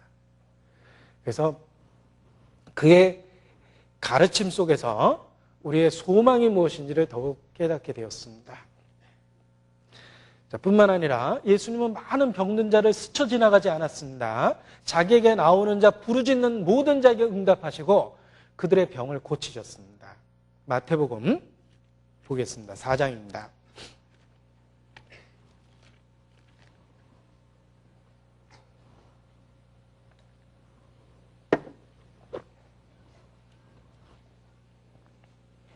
마태복음 4장 24절부터 제가 읽겠습니다. 그의 소문이 온 수리아에 퍼진지라 사람들의 모든 앓는 자, 곧 각색 병과 고통에 걸린 자, 귀신 들린 자, 간질하는 자, 중풍병자들을 데려오니 저희를 고치시더라. 갈릴리와 데가볼리와 예루살렘과 유대와 요단강 건너편에서 허다한 무리가 쫓으니라.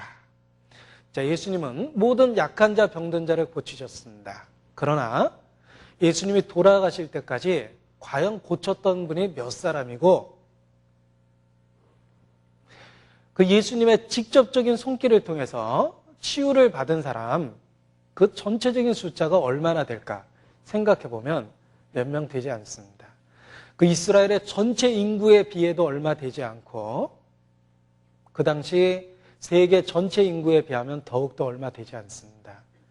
더더욱 그들은 질병, 그때 갖고 있었던 질병은 고침을 받았을지 모르겠지만 그 이후에 또 다른 질병에 또 시달렸을 겁니다. 다른 질병이 생기게 돼 있어요, 사람들은. 자, 그런데 예수님은 그 혜택을 입은 사람들이 부분적이었고 숫자적인 제한이 있었음에도 불구하고 자기와 대면하고 만나는 모든 사람들에게 신유의 은사를 베푸셨습니다. 왜? 하나님의 마음을 보여준 겁니다. 우리가 하나님으로부터 결절되어 병과 불행 속에 시달리고 있습니다. 그러나 하나님이 우리를 얼마나 불쌍히 여기시고 우리의 삶의 문제를 동정하시며 그것을 기꺼이 해결해 주고자 하시는 마음이 있다는 것을 우리에게 명확하게 입증하신 겁니다. 우리가 주님께 돌아오기만 하면 하나님이 궁극적으로 우리를 완전하게 회복하실 것이며 현재의 고통을 안타깝게 지켜보고 있다. 그 사실을 명확하게 입증해 주셨습니다. 예수님이 병을 고치신 분은 비록 부분적이고 제한적이었지만 우리는 그 사례들을 통해서 하나님의 마음을 충분히 깨달을 수 있습니다. 우리의 연약함을 채울하시는 하나님의 마음을 충분히 깨달을 수 있는 거예요. 그리고 그가 궁극적으로 우리를 어떻게 고치실지 우리는 그 확실한 증거들을 보게 된 겁니다. 예수님이 행하신 모든 신유의 역사는 하나님의 마음, 우리의 병든 것과 연약한 것을 보시는 하나님의 그 안타까운 마음, 고쳐주고자 하는 마음을 입증하셨습니다. 그래서 지금도 혹 내 삶에 무거운 짐이 되는 것이 있다면 그분에게 기도할 수 있는 마음을 갖게 되고 그가 섭리 가운데서 필요하다면 틀림없이 고치실 거라는 확신을 갖게 됩니다. 그러나 혹 그대로 두신다면 나를 그렇게 사랑함에도 불구하고 내가 갖고 있는 질병을 그대로 허락하신다면 그만한 선한 이유가 있을 것이다 라고 믿고 여전히 주님을 찬송할 수 있도록 만들어줍니다. 그가 행하신 병 고친 기적은 하나님의 마음을 충분히 우리에게 보여주는 사례가 되었습니다. 그리고 곧 완전해지는 세상이 어떤 세상인지도 우리에게 입증해 주셨습니다. 자, 또한 마지막으로 그의 고난과 죽음이라는 그 돌아가시기 직전의 사건들을 생각해 볼 때 우리는 그 속에서도 하나님의 성품과 계획 등을 깨달을 수 있습니다. 예수님이 십자가에 비참하게 돌아가신 사건 속에서 예전에 글자로 예수님의 순환을 읽고 느꼈던 거하고 요즘에 화제가 되고 있는 패션 오브 크라이스트라는 영상화되어 있는 영화를 통해서 예수님의 순환을 느끼는 거하고는 정말 큰 차이가 납니다. 내 체감할 수 있는 한계를 하나님은 아시고 시각적인 효과를 통해서 그리스도의 순환이 얼마나 처절했는가를 깨달을 수 있는 기회를 주셨다고 생각합니다. 내가 글자를 통해서 이해할 수 있었던 그리스도의 순환보다 시각화되어 있는 영상물은 더욱더 내게 충격적이었습니다. 그가 어떤 고난을 당했는지 더 느낄 수가 있었어요. 그리고 하나님의 성품을 더욱더 깨달을 수 있었습니다. 내 죄가 얼마나 심각했는지 그리스도의 고통의 정도를 보고 더 알았고 피투성이가 된 그 나달나달해진 그의 그 피부를 보면서 내 죄가 얼마나 하나님 앞에 악하고 징벌을 초래할 수밖에 없는 것인지 더 깨닫게 되었습니다. 그리스도의 고난은 우리의 죄의 심각함을 입증해 주며 그리고 더욱 중요한 것은 하나님은 반드시 죄인을 벌하신다라는 공의를 우리에게 입증하신 겁니다. 자기도 의로우시며 예수 믿는 자도 또한 의롭다 하려 하심이니라. 그는 공의를 분명하게 세웠습니다. 하나님의 아들 예수께서 처절하게 고난과 죽임을 당한 모습 속에서 하나님의 공의가 얼마나 무서운가를 우리에게 입증하셨습니다.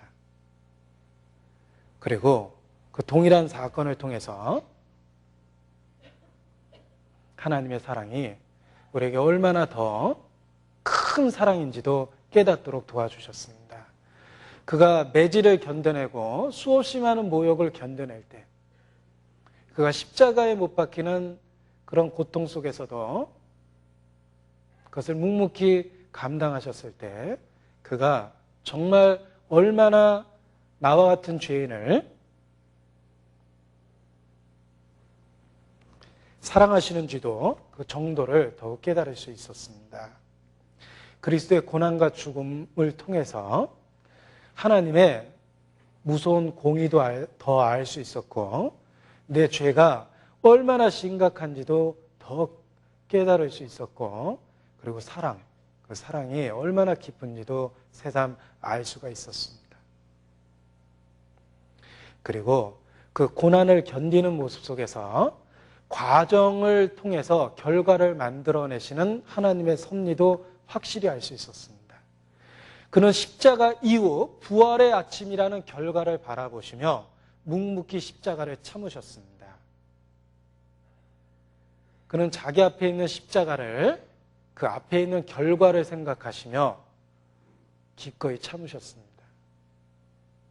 지금은 과정 속에 있습니다. 지금은 그리스도가 순환을 당한 이 세상 속에서 그리스도인들이 신앙 때문에 또 수모를 당하고 있습니다. 우리가 애매히 핍박을 받기도 하고 신앙 때문에 오해를 받기도 하며 신앙 때문에 육체적인 갈등이 더 증폭되기도 합니다. 그러나 이것은 과정입니다. 우리에겐 부활의 아침이 있습니다. 그리스도는 부활을 생각하면서 그 영광스러운 그 아침을 생각하면서 십자가의 고통을 견디셨습니다. 마찬가지입니다. 현재 우리의 삶이 혹 십자가를 지고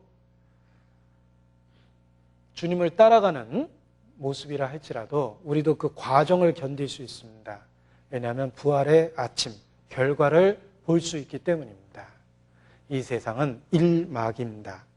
기억해야 될 것은 1막이 끝이 나면 2막이 있습니다. 새하늘과 새 땅이 있습니다. 우리에게 약속한 또 다른 부활의 아침을 생각하면서 우리는 과정을, 지금 겪고 있는 과정이 어떻다 하더라도 견뎌야 되겠다는 생각을 할 수 있습니다. 우리의 미래는 불확실합니다.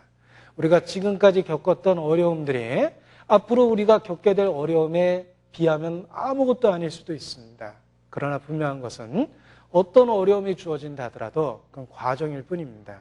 그리고 그는 우리가 얼마만큼 견딜 줄 아십니다. 감당할 만큼 주실 겁니다. 더욱 중요한 것은 우리가 고난당할 때 그는 결코 우리를 떠나지 않겠다고 약속하셨습니다. 우리의 미래는 불확실하고 우리에게 어떤 미래가 주어질지 우리는 전혀 예측하지 못하지만 그가 확증한 그 놀라운 사랑으로 나의 불확실한 미래 가운데도 늘 함께 계실 거라는 것은 믿을 수 있습니다.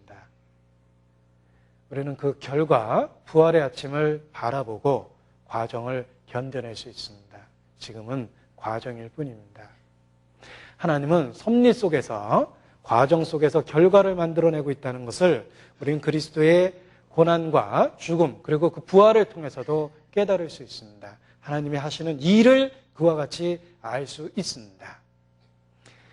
자, 그리스도의 탄생과 가르침과 그 주변에 있었던 사람들과 죽음에 대한 이야기를 말씀을 드렸습니다. 이와 같이 그리스도의 삶을 추적해 보면 우리는 하나님의 계획과 그의 사랑과 우리를 향하신 그 마음의 깊이 등을 깨달을 수 있습니다. 더욱더 알 수 있습니다. 내가 구원받기 전에도 하나님을 알고 예수님을 안다라고 생각했습니다. 근데 구원받을 때 정말 그분을 알게 됐습니다. 그리고 끝이 난 게 아니었어요. 신앙생활 가운데 그분을 더욱 알게 되고 그분을 더욱 알게 되면서 하나님을 더욱 알게 되었습니다. 지금도 알아가고 있습니다. 그리스도를 알면 알수록 우리는 그분을 더욱 사랑하게 되고 그분을 높일 수밖에 없습니다. 그리고 그분을 더욱 의지할 수밖에 없습니다. 지식의 성장은 신앙의 성장을 가져옵니다. 에베소서 3장입니다. 에베소서 3장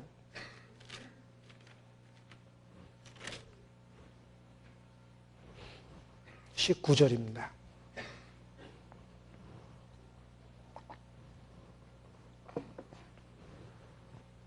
같이 읽죠. 18절부터 죄송합니다. 3장 18절 19절을 같이 읽겠습니다.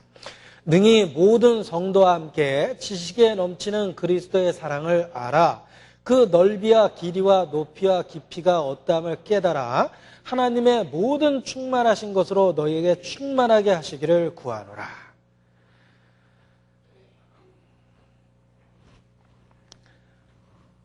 은혜 위에 은혜가 있습니다.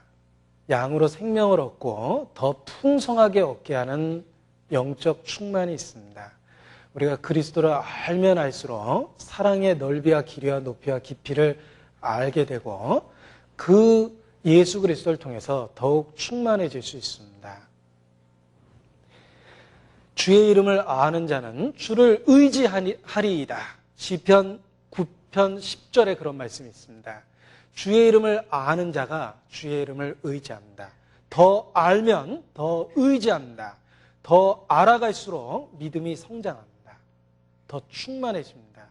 그의 충만은 채워도 끝이 없는 겁니다. 절대로 자신의 상태에 만족하지 말고 우리를 구원하신 그분을 알고 더 알아야 됩니다. 그때 그리스도의 사랑의 넓이와 깊이와 높이 그 길이었담을 깨닫습니다. 더욱 깨닫고 충만해질 수 있습니다. 역대상 28장 찾겠습니다.